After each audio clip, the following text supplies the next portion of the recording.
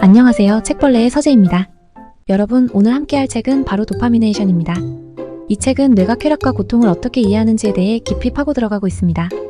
과연 도파민이 우리 뇌에서 어떻게 작용하는지, 그리고 그로 인해 어떤 일들이 벌어지는지 지금부터 알아보겠습니다. 파트 1. 뇌는 쾌락과 고통을 어떻게 이해하는가? 먼저 뇌에서 일어나는 일들을 이해하기 위해 도파민이 어떻게 발견되었는지 살펴보겠습니다. 도파민은 1957년에 두 명의 과학자에 의해 각각 발견되었습니다. 도파민은 우리가 느끼는 보상과 동기부여에 중요한 역할을 합니다.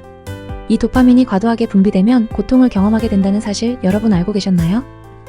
이쯤에서 우리가 한번 생각해봐야 할 점이 있습니다. 왜 도파민이 쾌락을 주면서 동시에 고통을 유발하는 것일까요? 우리는 흔히 쾌락을 추구하지만 그 쾌락이 결국 고통으로 돌아오는 이 역설을 어떻게 설명할 수 있을까요? 이 책에서는 도파민이 보상을 얻기 위한 동기부여 과정에 더 큰 역할을 한다고 설명합니다. 예를 들어 유전자 조작으로 도파민을 만들지 못하게 된 쥐들은 음식이 눈앞에 있어도 찾지 못하고 음식을 입에 넣어줘야만 먹습니다. 이는 도파민이 단순한 쾌락 그 자체보다는 쾌락을 얻기 위한 동기부여에 더 큰 역할을 한다는 증거입니다. 파트 2. 쾌락과 고통은 쌍둥이다. 신경과학자들은 도파민의 발견과 함께 쾌락과 고통이 뇌의 같은 영역에서 처리된다는 사실을 밝혀냈습니다.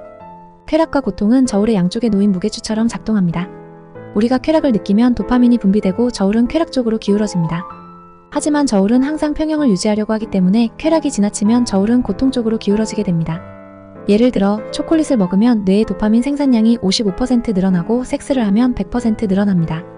그러나 니코틴과 같은 약물은 도파민 생산량을 150%까지 늘리고 코카인은 225%, 암페타민은 무려 1000%까지 늘어납니다. 결국 이런 약물들은 우리가 쾌락을 느끼는 것을 넘어 고통을 느끼게 만들 수 있습니다. 이는 우리가 쾌락을 추구할수록 더 많은 고통을 느끼게 된다는 것을 의미합니다. 이 책은 중독이 어떻게 우리의 뇌를 변화시키는지를 명확히 설명하고 있습니다.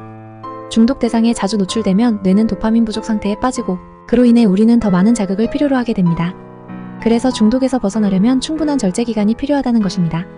파트 3. 중독과 도파민의 관계. 중독은 우리의 뇌를 근본적으로 변화시킵니다.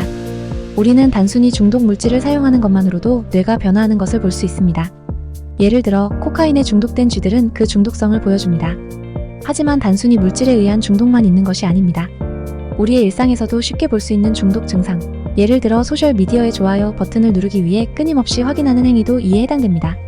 도파민의 기대와 갈구가 이러한 중독을 더욱 강화시킵니다. 우리는 도파민 분비가 높아질 때 느끼는 쾌감을 추구하지만 결국 그로 인해 고통을 느끼게 됩니다. 이는 우리가 끊임없이 더 많은 보상을 원하게 만들고 그로 인해 중독이 발생하는 것입니다. 우리는 쾌락을 위해 살아가지만 그 쾌락이 결국 고통을 불러일으킨다는 이 아이러니를 어떻게 해결할 수 있을까요? 이 책은 우리의 뇌가 중독 물질에 노출되었을 때 어떤 변화가 일어나는지 설명합니다.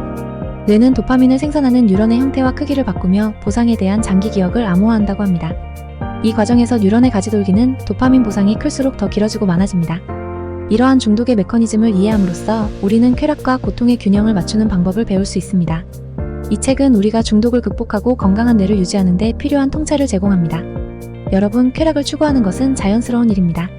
그러나 그 쾌락이 고통으로 돌아오지 않도록 하는 방법을 배우는 것이 중요합니다. 오늘 이야기가 마음에 드셨다면 구독이랑 좋아요 부탁드려요.